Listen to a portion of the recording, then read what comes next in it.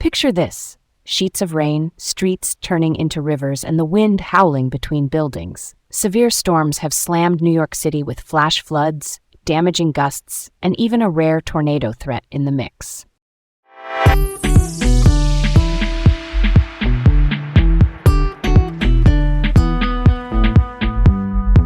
Hi, I'm Leah. And I'm Garrett. Welcome to Laid Back Local, the news of the day, with Leah and Garrett in New York City. All right, let's kick things off with the storms. On July 18th, severe thunderstorms pounded the city. We had flash flooding reported across parts of North Jersey, Brooklyn, Manhattan, Queens, and Staten Island.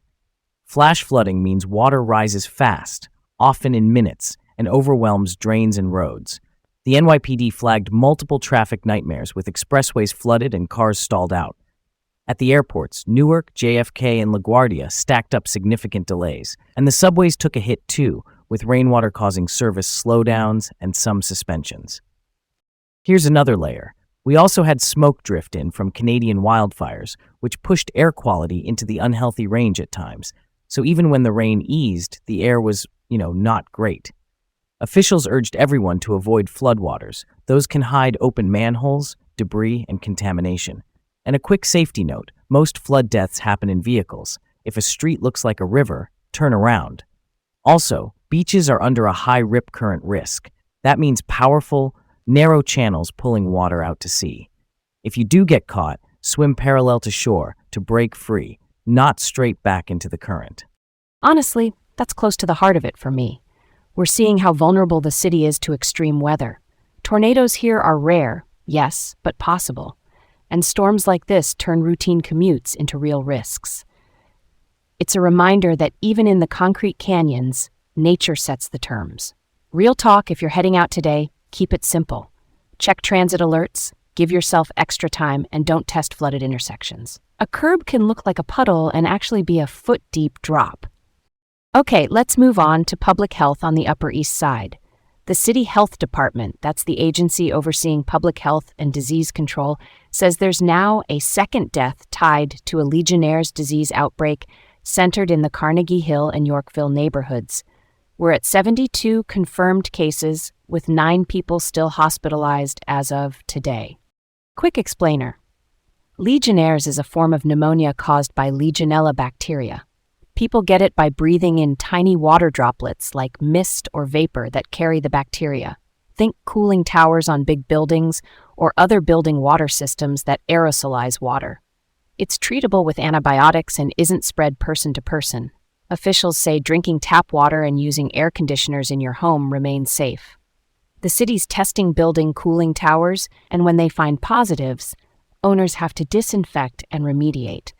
Basically clean and sanitize the systems to remove the bacteria. Yeah, that checks out. What sticks with me is maintenance. We're talking routine inspection, cleaning, and documentation for those cooling towers. If that slips, you can end up with a cluster like this. So while the disease itself isn't contagious, the responsibility to prevent it sits squarely with building systems. If you've got flu-like symptoms, high fever, cough, shortness of breath, and you live or work near the affected area, call your doctor early. Early antibiotics matter. Next up, a tough story about city infrastructure and accountability. The family of Doni Gokaj, who died after falling into a Midtown manhole in May, is suing Con Edison. Con Edison is the major utility company that handles electricity and gas in New York City. The lawsuit alleges negligence. In simple terms, they're saying Con Edison failed to secure the manhole properly. Reports at the time noted a truck passing over the cover may have dislodged it. Con Edison has offered condolences, but isn't commenting on case specifics. Why does this matter beyond one heartbreaking case? Manholes are everywhere in this city. It's a reminder that small lapses in maintenance can have outsized consequences. The legal process will sort out facts and liability, but for day-to-day life, it's about making sure inspection and response protocols are tight, especially on busy corridors where heavy trucks roll through constantly. That one gave me chills. I totally get the family seeking answers and accountability. If a cover can be knocked loose by a passing truck, that's a hazard hiding in plain sight. Preventing the next tragedy means auditing the network, double-checking hardware, and making sure any damaged or loose covers get flagged and fixed fast. We can't just leave it at that, can we? Public safety depends on these basics being rock solid. Switching gears just a little, let's talk auto crime.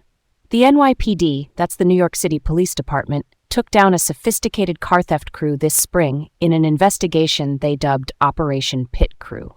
Prosecutors charged 16 people in April. According to investigators, the group could lift vehicles, strip parts, and move fast without leaving much evidence. We're talking over $1 million in vehicles and parts from 2024 through early 2026. Here's where it gets really interesting. Even with big takedowns like this, car theft is still the least solved major crime in the city.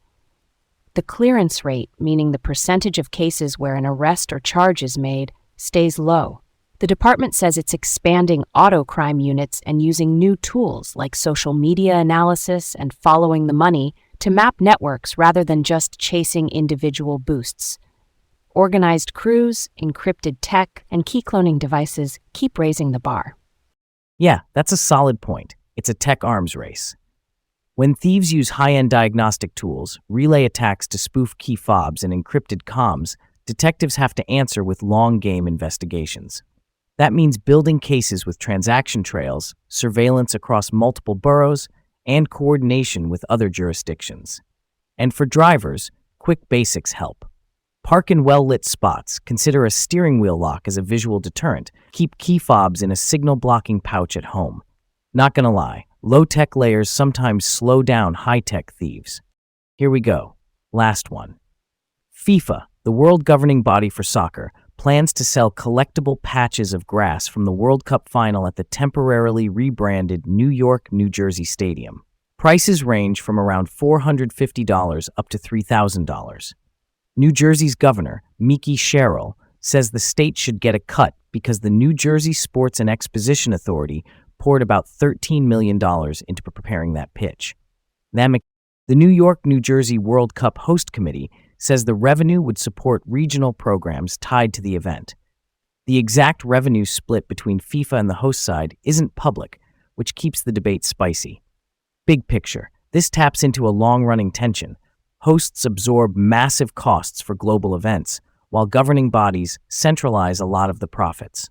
Selling slices of the field is a clever merch play, but who benefits is the open question. Let's shed some light on this. If the public invested in that field, then transparency on how souvenir sales are split feels fair.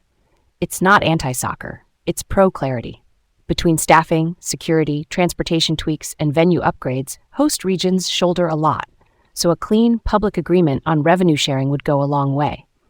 What's the buzz now is whether that money stays local in a meaningful way. Thanks for tuning in to Laid Back Local, the news of the day with Leah and Garrett in New York City. Have a great day, and we'll see you tomorrow.